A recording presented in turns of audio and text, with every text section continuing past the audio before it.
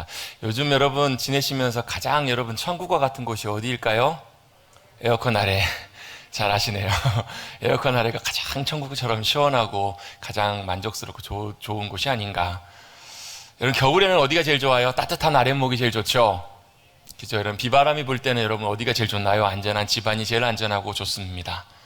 여러분 가장 안락하고 평온함을 느끼는 그곳이 여러분 우리에게는 가장 만족스럽고 천국과 같은 곳이라고 우리가 느낄 거예요.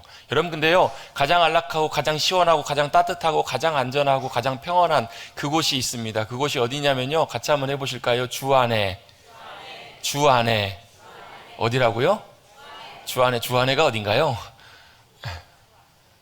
주님 안에, 주님 품 안에 거하는 것, 그것이 여러분 우리에게 가장 평안이 넘치고 가장 안전한 곳인 줄로 믿습니다.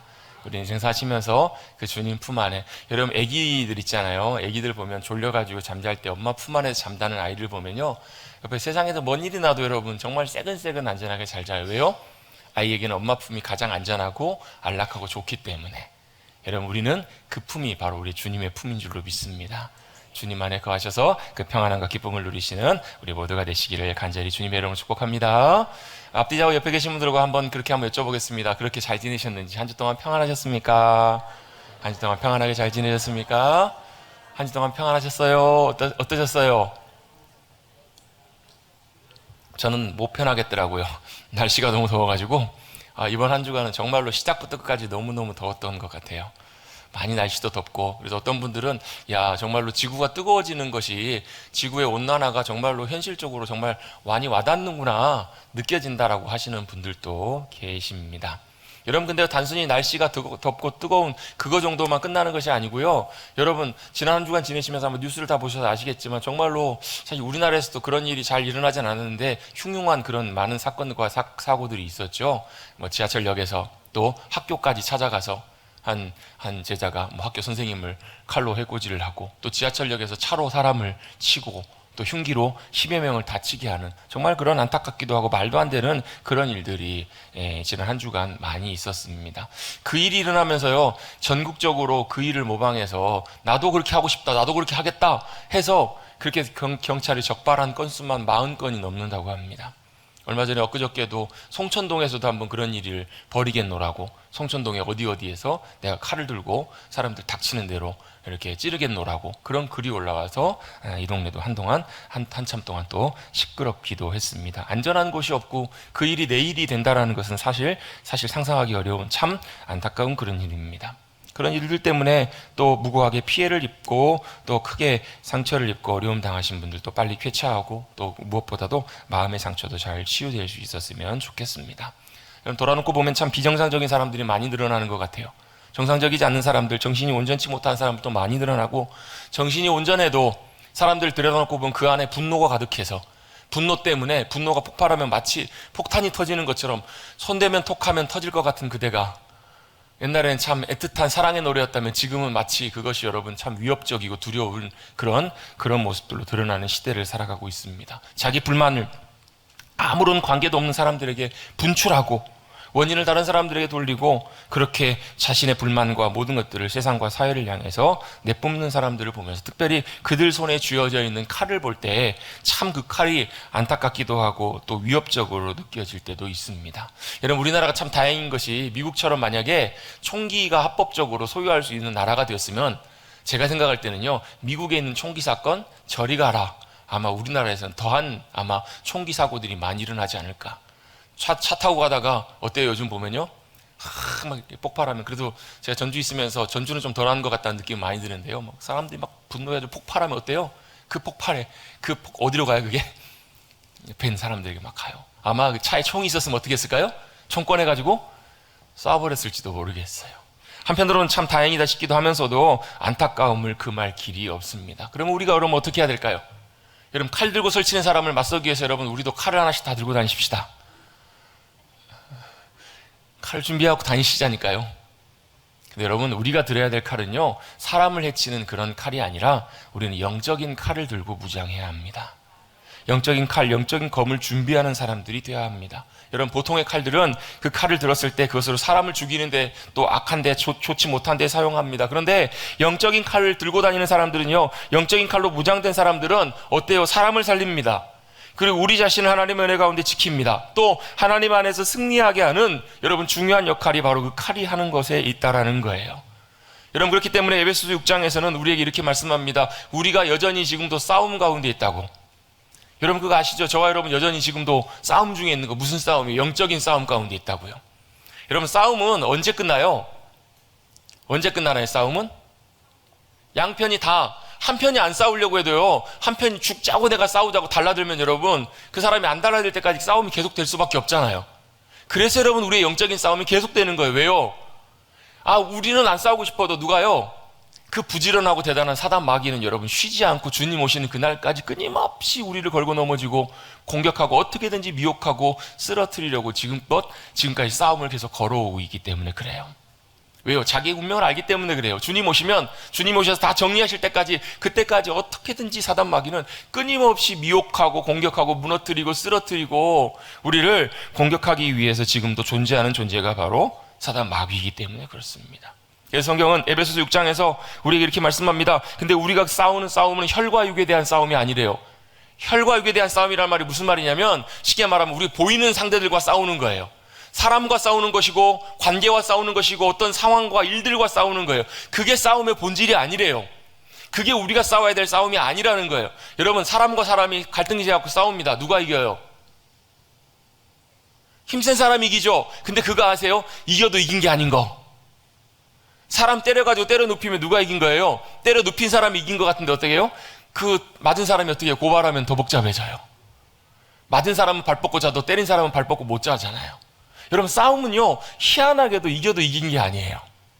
우리의 싸움은 그렇습니다. 성경은 우리가 그 싸움을 싸우지 말라라고 말씀하십니다. 왜냐하면 우리가 진짜 싸워야 될 싸움은 눈에 보이는 그 싸움이 아니라 눈에 보이지 않는 어둠의 권세와 싸워야 되는 영적인 싸움이기 때문에. 여러분, 사람과의 갈등이 생겼을 때 여러분 그걸 분별할 수 있게 되기를 주님의 이름으로 축복합니다. 어떤 문제가 생겼을 때 그 배후에 역사하는 어둠의 권세들, 그래서 에베소서 6장에서 이어서 설명하는데요, 정사와 권세, 예전 성경에는 정사라고 나와 있어요. 지금은 세상의 통치자들로 바뀌어 있는데요, rules라고 표현되어 있습니다. 정사와 권세와 어둠의 주관자들, 이 세상 가운데 여전히 역사하고 있는 어둠의 권세들 있다라는 거예요. 또 하늘에 있는 악한 영, 이걸 한마디로 싹 정리해보면 뭐냐면 사단이에요. 사단 마귀예요. 사단 마귀의 졸개들, 사단 마귀와 함께 한패가 되어서 역사하고 있는 어둠의 권세들과 우리가 싸워야 될 것을 성경은 우리에게 말씀해 주세요. 여러분, 엄원대가 싸우지 마시고 진짜 싸워야 될 어둠의 권세들과 여러분 싸워서 이기시는 여러분들 되십시다. 그걸 싸우기 위해서 우리에게 말씀해 주시는 중요한 방법이 있습니다. 우리가 싸워야 되는 싸움, 뒤에 배후에 있는 싸움. 그래서 여러분, 예수님께서 그 가이사라 빌립보로 제자들 데리고 가시잖아요. 그래서 야, 사람들이 나를 누구라고 하든, 그랬더니 베드로가 뭐라고 대답을 해요? 주는 그리스도시요 살아계신 하나님의 아들이십니다. 오라 바요나 시몬아, 네 대답이 정답이다. 그럼 그 믿음의 고백 위에 주님께서 교회를 세우시겠다고, 그리고 어마어마한 귀한 약속들을 해주세요. 근데 그리고 나서 그 다음 장면에 그것을 위해서 예수님이 고난당하시고 십자가를 지셔야 된다는, 십자가에 죽으셔야 된다는 그 말씀을 하시자 베드로가 어떻게 해요? 어떻게 했을까요? 사투를 좀 섞어보면 오매 그리마옵소서. 주님 그렇게 마옵소서. 그렇게 하시면 안 됩니다. 왜요? 자기가 생각할 때는 그게 옳지 않으니까. 그렇게 돼서는 안 되니까요. 주님 그리하지 마옵소서. 그랬더니 예수님께서 베드로를 향해서 뭐라 그러세요? 사탄아 물러가라. 네가 하나님의 일을 생각하지 않고 사람의 일을 생각하게 한다고요. 여러분 여러분이 만약 베드로였는데, 베드로여가지고 예수님을 향해서 정말 귀한 마음으로 예수님께 그런 말씀을 드렸는데 사탄아 물러가라. 그러면 여러분 상처 받으시겠어요? 안 받으시겠어요? 상처 받으시겠어요? 안 받으시겠어요? 근데 여러분, 여기서 말씀의 맥락과 내용들을 잘 보셔야 돼요. 예수님은 베드로를 꾸짖으신 것이 아니라 베드로의 생각과 마음 속에, 말 속에 뒤에서 역사하는 사단의 권세를 대적하시고 분별하시고 내어 쫓고 계시는 거예요. 베드로는 자기도 모르게 그 이전에는 귀한 믿음의 고백을 했다가 한순간에 자기도 모르게 어떻게 해요? 미혹하는 사단의 공격 가운데 자기도 빠져서 넘어지는 거예요. 내 말이, 내 생각이 금방 그렇게 넘어질 수 있다고. 왜요? 사단은 보이지 않게 영으로 뒤에서 우리를 속이며 미혹하고 있기 때문에. 그래서 그 영적인 싸움을 싸우기 위해서 성경은 우리가 해야 될 일을 분명히 말씀해 주십니다. 영적인 전진갑주로 무장하라는 거예요. 전신갑주로 무장한다는 말이 무슨 말이에요? 진리의 띠를 띠고 의의 호심경을 붙이고 주님이 주시는 의롭게 여겨주시는 그 의로 우리의 가슴, 심장을 보호하라는 거예요. 여러분, 주님의 의가 여러분의 영혼, 마음을 지켜주시기를 주님의 이름으로 축복합니다. 왜요? 잠언 4장에 보면 뭐라고 말씀하세요? 무릇 지킬 만한 것보다 내 마음을 지키라. 왜? 생명의 근원이 거기에서 나니까요. 여러분, 심령이, 우리의 마음이 무너지면요, 여러분 모든 것들이 다 무너져요. 중심이니까. 심장 여러분 보호해야 되잖아요. 싸울 때, 전쟁할 때. 또 뭐요? 머리도 지켜야 돼요. 평안의 복음의 신을 신고 구원의 투구를 쓰고 또 뭘 들래요? 믿음의 방패를 들라고요. 여러분, 나가실 때 여러분 믿음의 방패 들고 나가십시다. 믿음의 방패가 뭔지 모르시겠어요? 믿음이 뭔지를 우리가 좀 이해해야 돼요. 믿음의 방패를 들고 뭐 하라는 거예요? 싸우는 거예요. 여기까지는 다 뭐예요? 보호장구들이에요. 유일하게 보호하면서 공격할 수 있는 무기를 하나님께서 우리에게 딱 주십니다. 그게 뭐냐면 성령의 검. 같이 한번 해보겠습니다. 성령의 검. 그리고 나서 이어서 곧 이렇게 설명합니다. 하나님의 말씀을 가지라. 성령의 검이 뭐라고요? 하나님의 말씀이라고요. 성령의 검, 말씀의 검을 들고 나가서 싸우라는 거예요. 그것이 아니면 우리가 영적으로 우리 자신을 지키고 승리할 수 없기 때문에 여러분, 성령의 검이 마찬가지로 말씀의 검입니다. 여러분, 그걸 이렇게 설명할 수 있습니다. 말씀이 여러분 안에 거하시면, 여러분 안에 들어와 있으면, 그것이 여러분 암송이든 여러분이 말씀을 아는 것이든 여러분 안에 말씀이 들어와 있으면요, 그냥 안에만 들어와 있으면 아무 의미가 없어요. 어떻게 해요? 성령님께서 우리 안에서 그 말씀을 끄집어내 주시는 거예요. 그 말씀을 생각나게 하시는 거예요. 일부 때 아까 기도하는데 집사님이 그런 기도를 하시더라고요. 하나님, 우리가 감당치 못할 시험당함을 허락하지 않는다고 말씀하셨습니다. 우리가 그런 시험과 어려움을 만날 때 주님께서 피하게 하시고 능히 감당하게 해주십시오. 이렇게 기도를 하시더라고요. 그 말씀이 어디 나와 있는 말씀이에요? 고린도서 10장 13절에 나와 있는 말씀이잖아요. 그 말씀이 내 안에 들어와 있다가 어떻게 해요? 그 순간에 성령님께서 그 말씀을 끄집어내 주시고 생각나게 해주시는 거예요. 그리고 그 말씀의 의미가 무슨 말씀인지를 깨닫게 하시고 알게 하세요. 아, 그렇구나. 내가 지금 어려움 가운데 있고 큰 시험 가운데 있어서 감당을 못할 것 같아요. 쓰러져서 이제 더 이상 못할 것 같아요. 이제 포기하고 싶어요. 이제 나는 죽겠구나 싶을 때 그 말씀이 성령님을 통하여 우리 가운데 역사할 때 어떻게 해요? 아, 주님은 우리가 감당치 못할 시험당함을 주시지 않으시는구나. 그걸 깨닫게 되는 거예요. 그 순간에. 그러면 그 말씀이 뭐가 돼요? 나를 무력화시키고 나를 무너뜨리는 그 시험을 이길 수 있는 능력이 되는 거예요. 여러분, 성령의 검, 말씀의 검을 가지시는, 무장하시는 사랑하는 성도님들 되시기를 주님의 이름으로 축복합니다. 그 무기가 있어야 여러분 우리가 믿음으로 싸워 승리할 수 있다고요. 여러분, 말씀도 많이 알고 암송하는 것도 참 중요해요. 근데 거기서 끝나면 그것은 여러분 우리에게 능력이 되지 못해요. 머리로 많이 하는 것, 암송 많이 하는 것, 그것보다 더 중요한 것이 있어요. 몇 구절을 알더라도 그것이 성령님 손에 붙들림 받으어서 성령님께서 그 말씀을 사용해 주시고 깨닫게 하시고 역사할 때 그 말씀이 뭐가 되냐면요, 살아있는 하나님의 말씀의 능력이 돼요.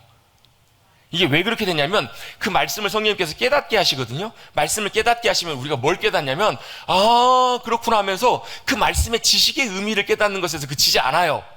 뭘 알게 되냐면 그 말씀을 깨닫게 되면서, 아, 이게 주님의 말씀이구나 라는 걸 알면서요, 그 말씀을 하신 하나님이 살아계신 하나님이시라는 것을 우리가 알게 돼요.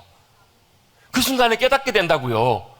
그래서 그 말씀을 깨닫는다라는 것은 이게 무슨 의미구나, 이게 거기서 그치는 것이 아니라 그 말씀하시는 분이 살아 역사하시며 지금도 나와 함께 하시는 하나님이시라는 것을 알게 된다고요. 별로 놀라지도 않으시는데요, 여러분, 그게 얼마나 놀라운 감격스러운 사실인 줄 아세요? 여러분, 그 말씀이 살아계신 하나님이 나에게 하신 말씀이고, 그렇기 때문에 그 말씀은 맞아요, 틀려요? 맞아요. 그 말씀은 진리예요, 사실이에요.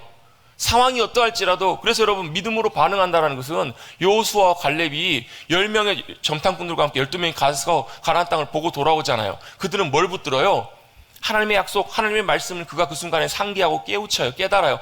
그래서 하나님이 우리와 함께 하시면 저들은 우리의 밥이다 라고 고백할 수 있었던 이유가 바로 뭐예요? 그게 그 순간에 성령님을 통해 깨달아지고 믿어졌기 때문에 그런 거예요. 여러분, 성령님께서 저와 여러분 가운데 함께 하셔서 여러분 안에 있는 살아계신 하나님의 말씀이 깨달아지고 능력의 말씀으로 역사할 수 있게 되기를 간절히 바랍니다. 그래야 하나님의 말씀이 살아있는 말씀으로 우리 가운데 경험되고 역사하신다고요. 그래야 뭐가요? 하나님이 나와 함께 하시는구나. 그 하나님의 함께 하심과 그 주님의 놀라운 능력과 권세가 나의 권세이구나 라는 것을 알게 돼요.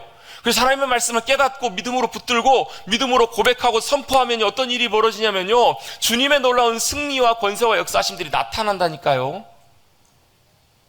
진짜예요. 제가 목사로서 경험해 보니까 그래요. 그 말씀이 진짜더라고요. 아무것도 염려하지 말고 오직 모든 일에 기도와 간구로 너희 구할 것을 감사함으로 하나님 앞에 아뢰라.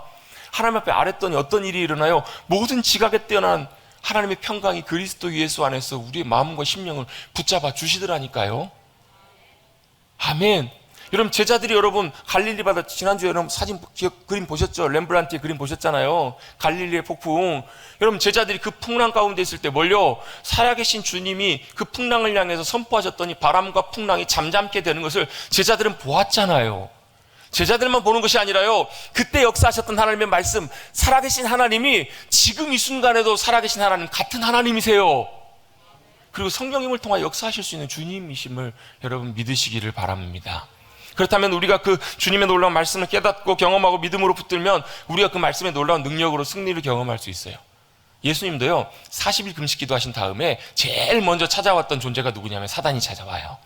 여러분, 예수님도 금식 기도하고 났는데 사단이 제일 먼저 와가지고 세 가지로 시험하잖아요. 세 가지로 유혹해요. 그때 당시에 예수님께 세 가지는 정말로 필요한 것들이었어요. 예수님 정말로 원하시는 것이고 예수님에 꼭 있어야 되는, 어찌 보면 정말 쉽게 갈 수 있는 길이 예수님 앞에 놓여 있어요. 예수님이 시험 앞에서 어떻게 반응하세요? 예수님 그 시험을요 자기 의지로 이겨내지 않으세요. 말씀의 권세를 가지고 그 시험을 싸워서 승리하세요. 그냥 말씀을 우리가 드립다 외우고 있다가 달달달달 나가는 것이 아니라 그 순간에 함께 하시는 성령님께서 그 말씀을 사용하게 하시고 깨닫게 하시고 알게 하셔서 그 말씀이 사실이구나, 진실이구나. 여러분, 그래서 여러분 성령님 역사하셔서 깨닫게 되면요 그 말씀이 우리 안에 뭐예요? 확신으로 차지하게 돼요.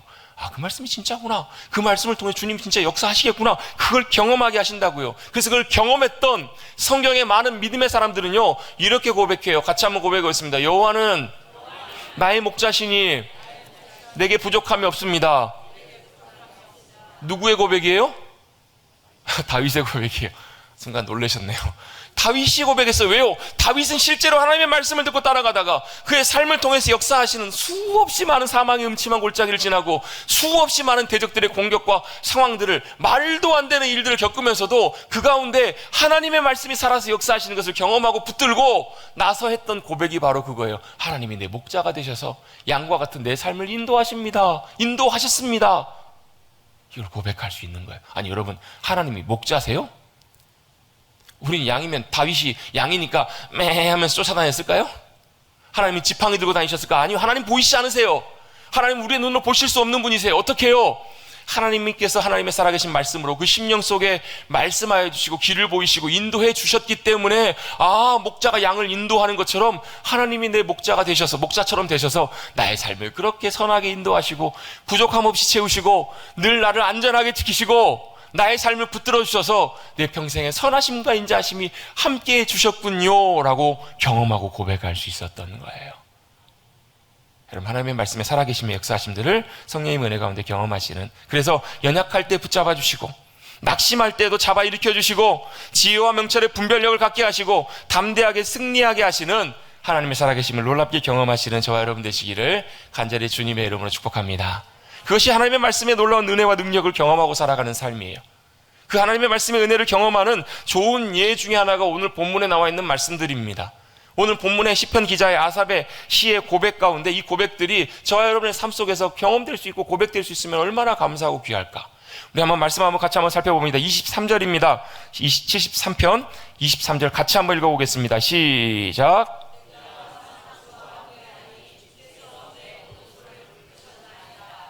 아멘. 뭐 하신다고요? 주님이 내가 항상 주와 함께하니, 이걸 바꿔보면요 하나님께서도 나와 함께 하시니, 하나님이 어떻게 하신다고요? 함께 하신다고요. 그래서 뭐 하신다고? 내 오른손을 붙잡아 주신다고요.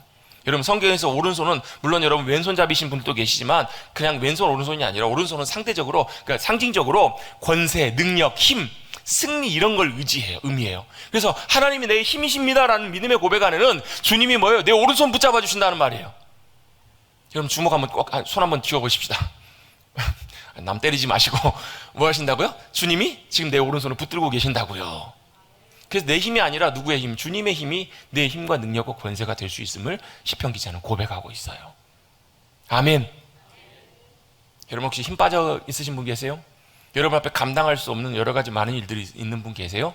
여러분 믿음으로 고백하십시오. 뭐라고요? 내가 하나님과 함께하고 하나님이 나와 함께 하시니 하나님이 내 오른손을 붙들어 주십니다. 하나님이 내 힘이 되시고 능력이 되시고 내 삶에 승리케 하시는 놀라운 권세와 능력이 되어주심을 믿음으로 시편 기자는 고백하고 있어요. 여러분 이 고백이, 이 말씀이 여러분의 삶 속에서 놀랍게 경험되셔서 여러분의 간증이고 여러분의 찬양이 되시고 감사의 고백이 될 수 있게 되기를 간절히 바랍니다.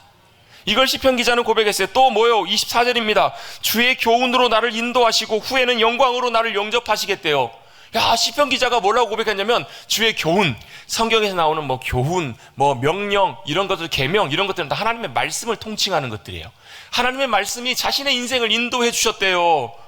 그럼 얼마나 감사할 일이에요. 우리는 여러분 내일 일도 몰라요. 내일 일이 뭐예요 여러분? 30분 후에 어떤 일이 일어날지도 몰라요.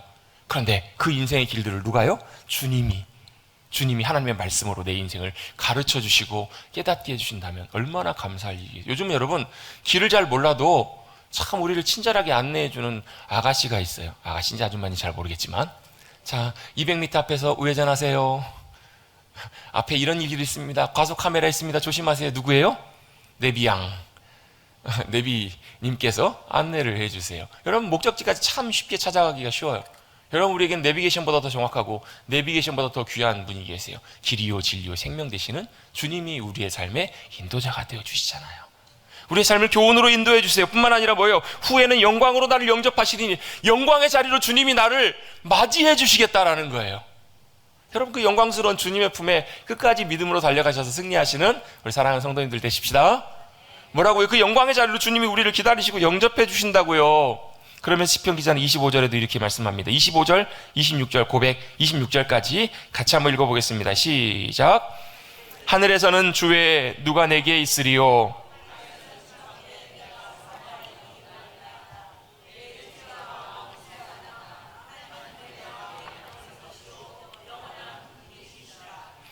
아멘. 뭘 고백하고 있냐면요, 하늘을 봐도 주님밖에 안 보이더라는 거예요. 안 계시더라는 거예요.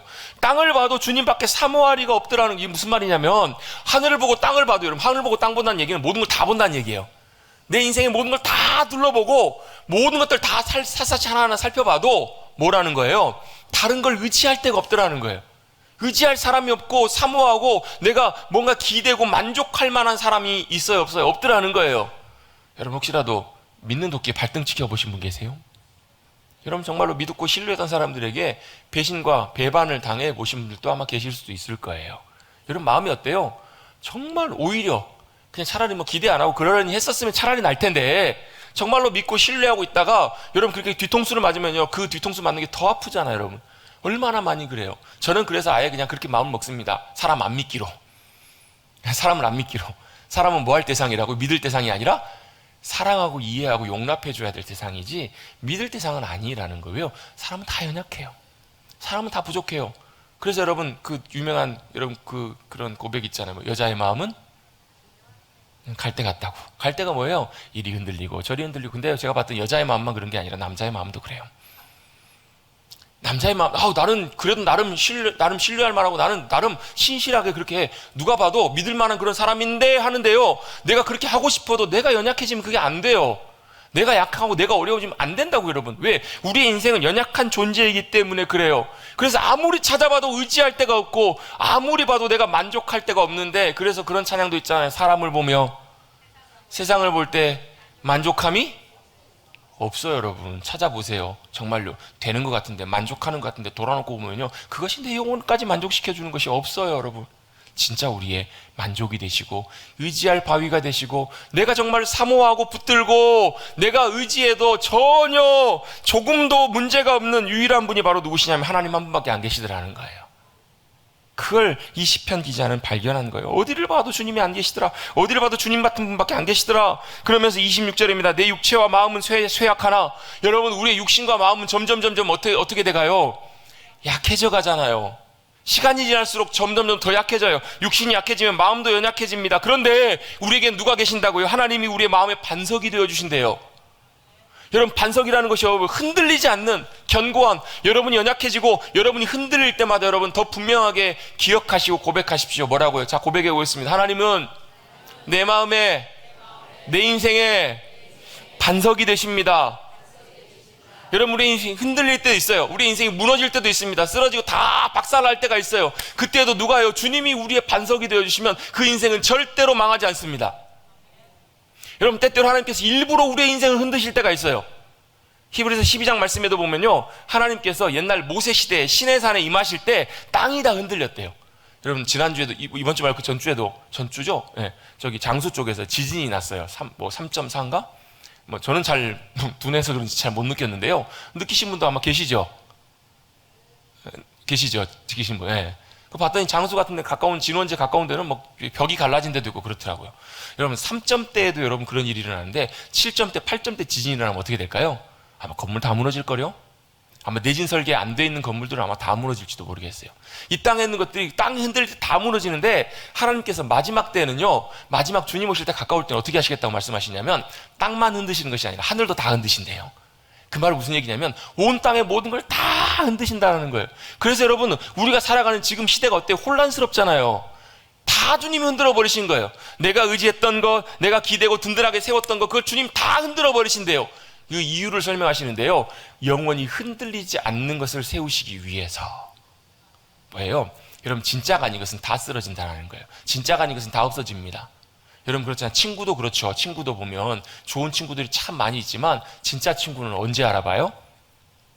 정말 어려울 때 내 곁에서 정말 힘이 되어주는 친구가 진짜 좋은 친구잖아요.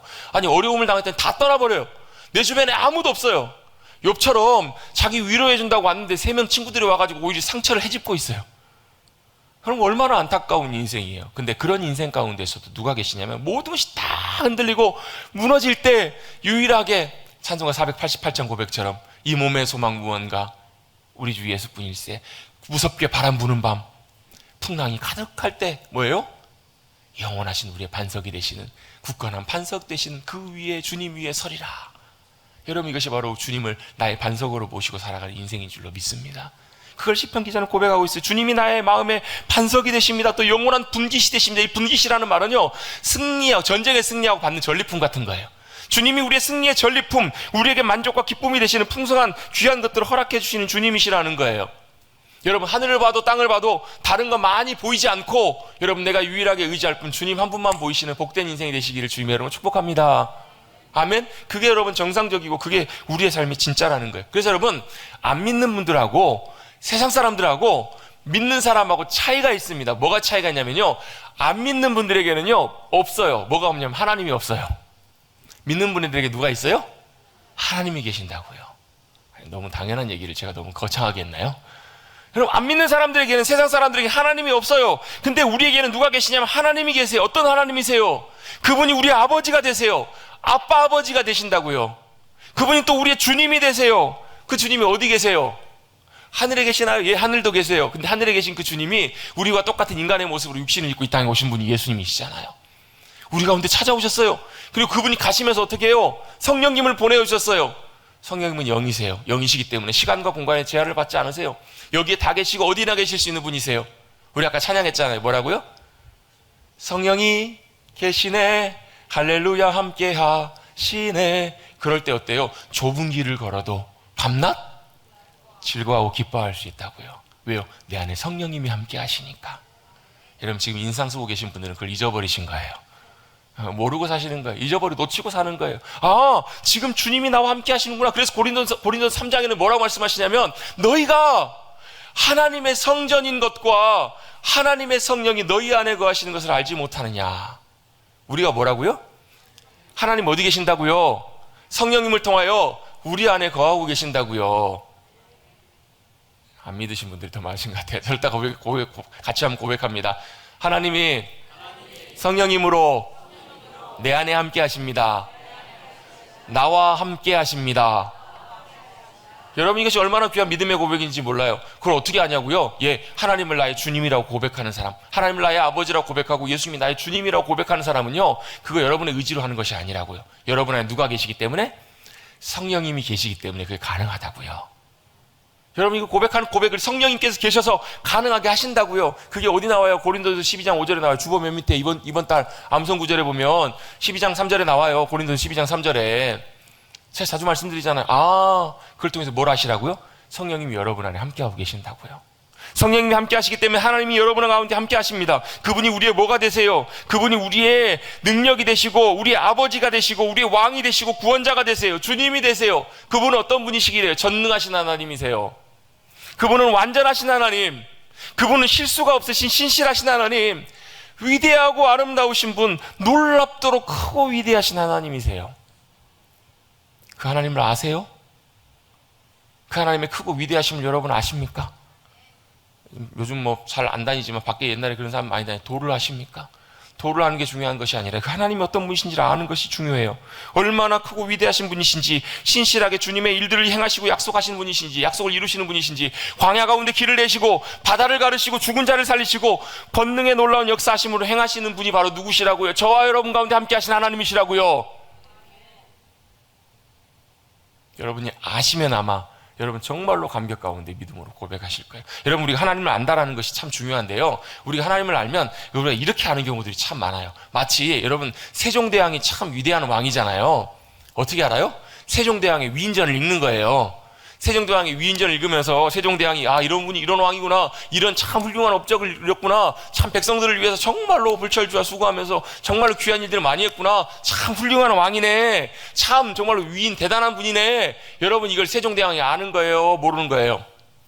아는 거긴 아는 건데요, 이건 뭘 통해서 아는 거냐? 위인전을 통해서 아는 거예요. 직접 우리가 세종대왕 그 시대에 가서 살아서 경험할 수가 없잖아요. 실제로 경험할 수 없으니까 책을 통해서 아는 거예요, 그냥. 근데요, 우리가 하나님을 알 때 이렇게 아는 경우들이 많아요.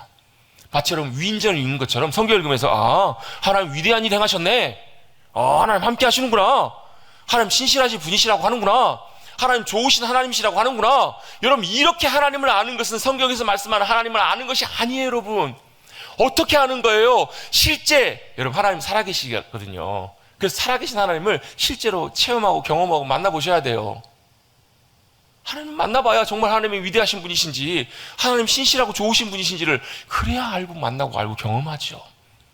여러분, 사모하는 심령 가운데 하나님은 찾아와 주시고 만나 주시는 하나님이세요. 그래서 어떻게 해요? 그들 가운데 함께 하시며 광야 가운데 거하는 이스라엘 백성들에게 성막을 짓게 하시면서 그들 가운데 함께 거하시면서 그 위에 구름 기둥과 불 기둥이 떠올라요. 그래서 그들을 지키시고 그들을 인도하신 하나님, 그 하나님이 누구의 하나님이에요? 우리가 믿는 나의 하나님이시구나, 나와 함께 하신 하나님이시구나. 그걸 고백할 수 있는 것, 그게 하나님을 아는 거예요. 풍랑 가운데 여러분, 배가 침몰해가는 그런 상황 속에서도 주님이 함께 하셔서 그 바람과 풍랑을 잠잠케 하시고 우리를 놀라운 소망의 항구로, 평안의 항구로 인도하시는 하나님, 그 하나님이 나의 하나님이시구나. 그걸 경험하고 만나고 내가 알아보고 경험하는, 그게 바로 뭐라고? 그게 하나님을 아는 거라고요. 여러분, 그 하나님을 여러분의 삶 가운데 실제로 경험하시고 누리시는 여러분들 되시기를 간절히 주님의 이름으로 축복합니다. 그럴 때 뭘 알아요? 우리의 삶에 역사하신 하나님, 그래서 그 주님을 나의 주님으로 모시고 내 안에 거하시면서 내 삶의 주인으로, 내 삶의 왕으로 자정하셔서 통치하시지 않으시면 우리가 견딜 수가 없습니다. 그래서 오늘 시편 73편의 뒷부분을 이렇게 말씀합니다. 주를 멀리하는 자는 망할 거라고요. 그리고 28절 같이 한번 읽어봅니다. 28절 시작. 하나님께 가까이함이 내게 복이라.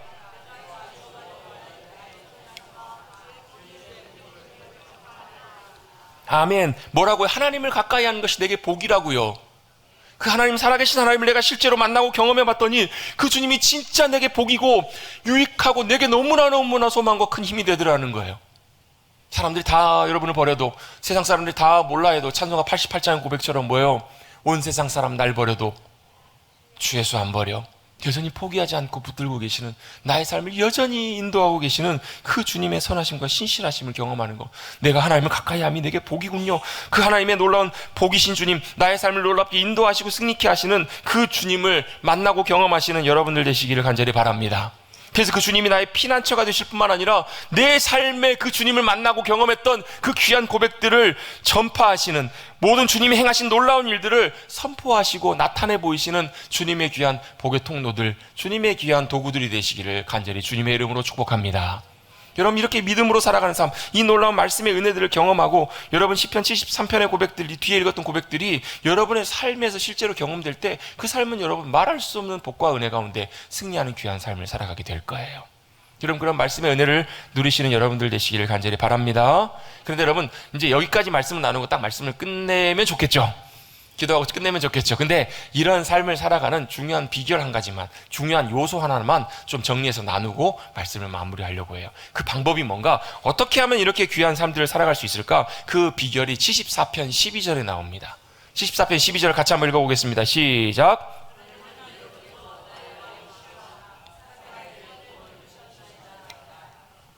그걸 가능하게 하는 방법을 성경에서 우리에게 말씀합니다. 하나님은 예로부터 나의 왕이시라. 하나님을 나의 왕으로 모시고 살아가는 인생이 이러한 삶이 가능하다라는 거예요. 하나님이 뭐라고요? 나의 왕이시라고요. 하나님이 나의 왕이십니다. 언제부터요? 예로부터. 얘가 언제예요? 어젠가요? 1년 전인가요? 옛날 옛적이면 언젠가요? 호랑이 담배 피던 시절인가요? 이 예로부터가 언제부터일까요? 언제부터? 아주 오래전부터. 여기서 예로부터라는 단어가 사용되는 케뎀이라는 말은요, 미케뎀이라는 말인데, 밀은 뭐뭐로부터라는 말이에요. 케뎀이란 말은 제가 자주 설명드린 단어 중에 하나인데요, 이 단어가 제일 처음에 나오는 게 언제냐면 창세기 2장에 나와요. 동방의 에덴을 창설하시고. 그래서 이 케뎀이란 말은 동쪽이라는 의미도 있지만요, 또 어떤 의미가 있냐면 아주 옛적에 태고적 상고. 그래서 여러분, 우리 잘 아는 말씀이 있어요. 미가 5장 2절 말씀 보면, 베들레헴 에브라다야, 너는 지극히 작은 고울이지만 너로부터 이스라엘을 다스릴 메시아 통치자 예수님이 태어나실 것이다 라고 예언하는 말씀이 미가 5장 2절에 나와요. 여러분, 그 말씀 많이 들어보셨죠? 처음 들어보세요? 여러분, 예수님 어디서 태어나세요? 어디서 태어나셨죠? 일부 예배 때는 대답을 못 하시더라고요. 그러면 제가 성경 퀴즈 대회를 좀 해야 되나? 예수님이 태어나신 고향이 어디세요? 베들레헴이에요. 베들레헴 작은 고향이에요. 작은 동네예요.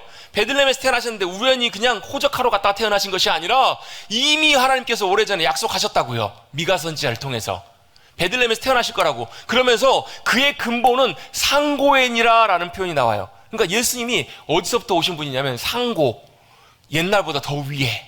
옛날보다 더 위에면 언제예요?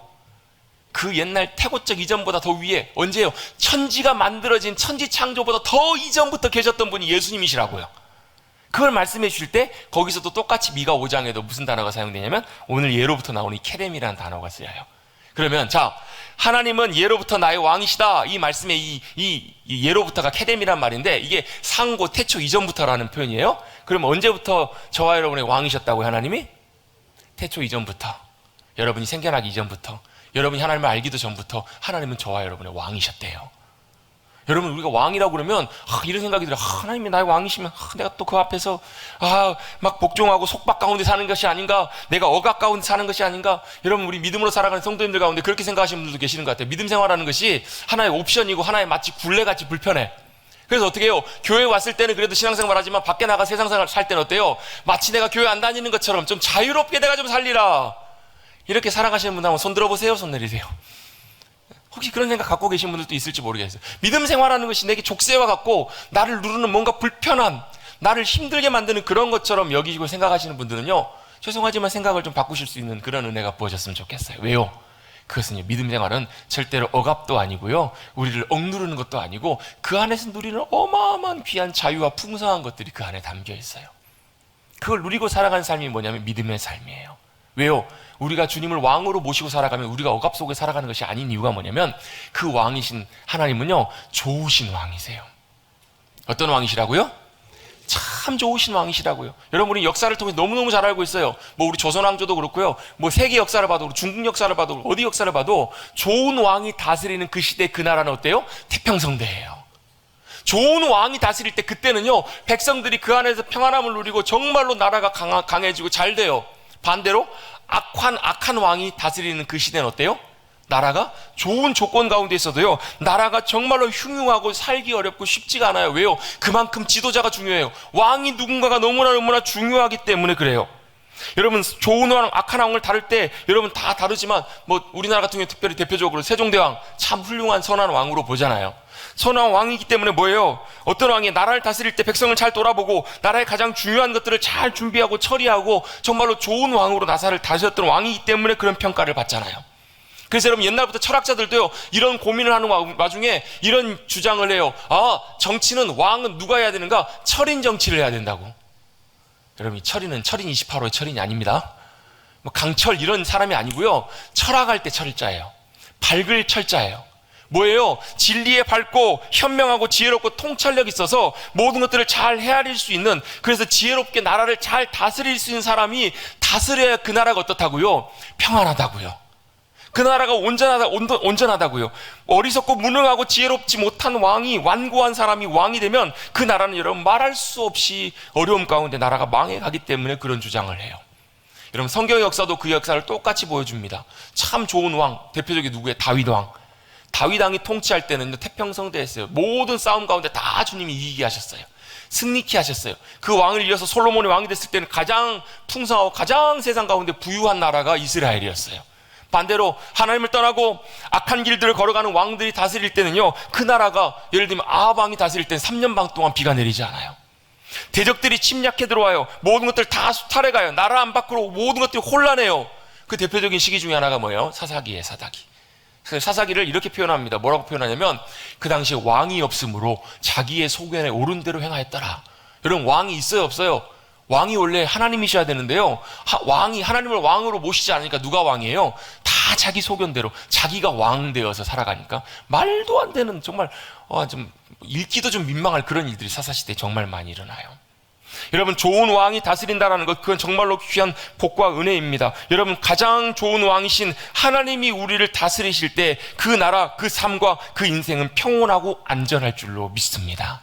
그 인생은 형통할 줄로 믿습니다. 누가 왕이세요? 하나님이 왕이 아니시면요, 다른 사람이 왕이 아니고 내가 왕이 돼요. 하나님이 왕이 아니시고 다른 것들이 왕이 되면 내 인생과 내 모든 것들, 다른 것들이 나를 지배하고 이끌고 간다고요. 여러분, 여러분의 인생이 여러분의 왕이십니까? 여러분의 인생이 여러분의 왕이시라면 여러분이 책임지셔야 될 거예요. 그런데 하나님이 내 왕이 되어주시면 좋으신 하나님께서 내 삶을 선하게 인도하시고 책임지시고 역사해 주십니다. 하나님이 왜 우리의 좋은 왕이시기 때문에. 그래서 여러분 좋은 왕이신 주님을 왕으로 모시고 살면 우리의 삶의 중요한 결정, 판단, 선택, 책임을 주님께 맡길 수 있어요. 왜요? 나는 온전한 판단할 수 없어요. 나는 좌로나 우로나 치우치는 정확한 판단할 수가 없다고요. 여러분 판단하면 제일 대표적인 사람이 누구예요? 지혜의 왕 솔로몬이잖아요. 솔로몬의 판결 사건 아시죠 여러분? 이 아이가 내 아이입니다, 이 아들입니다, 내 아들입니다 왔을 때 어떻게 판결을 내려요?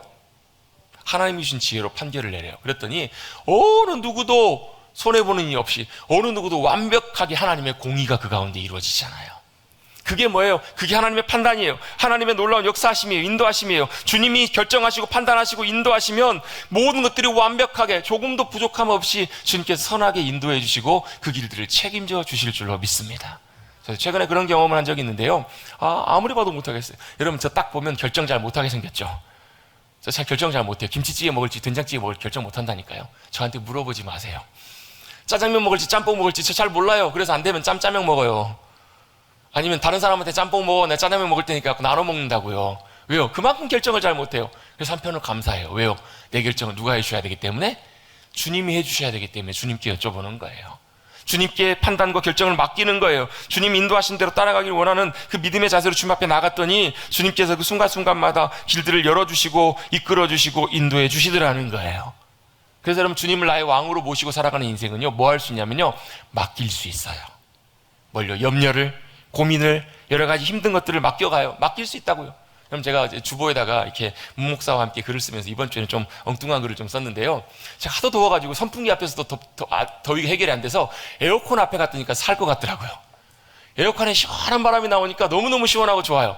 근데 여러분 에어컨이 여러분 어떻게 시원한 바람을 내주는지 여러분 잘 아시죠? 어떻게 에어컨 안에 있는 냉매가 시원하게 압축이 돼가지고 시원한 공기를 다 뿜어주고, 그 다음에 어떻게 따뜻한 공기는 자기가 싹 갖고 가가지고 어디로 가요?